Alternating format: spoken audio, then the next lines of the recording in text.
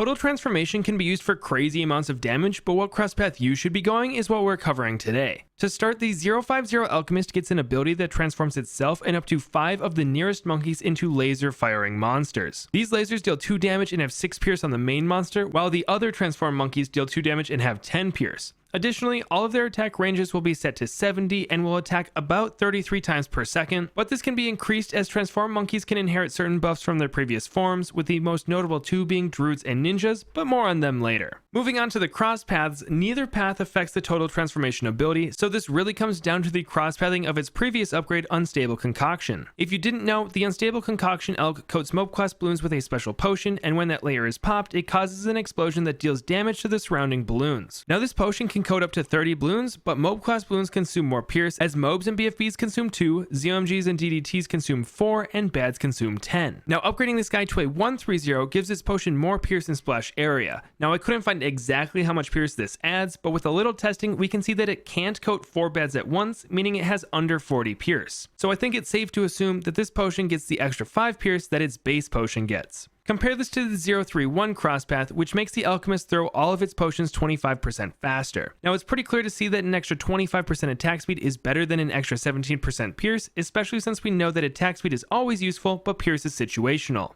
Now you may be wondering, why not make it a 230 or a 032? And the answer to that is pretty simple in that you don't need these upgrades. Acidic Mixture Dip shouldn't be needed as you likely have a stronger Stimulant Alchemist anyway, and the Acid Pool just adds a tiny bit of damage, which is usable, but this money is usually better spent elsewhere. But now that we're using a 051 Total Transformation Alchemist, how do we properly use druids and ninjas with this guy? Well, the first thing to note is that Total Transformation only affects monkey-based towers that are tier 3 or lower, so you'll want to surround them with 5013 druids. Then we'll buff them with 5 Populus druids, as this will allow all of them to attack 3.5 times as fast and get plus 75% pierce even after transforming. Now this can be taken to another level with Shinobi Tactics ninjas, though it's difficult to pull off as you need a ton of space. For this, you want to surround the Alchemist with 25 x3x ninjas, such that the closest 5 to the Elk are all affected by 20 Shinobis. If you manage to fit all of these in, your transformed ninjas will receive 4.3 times attack speed and plus 160% pierce.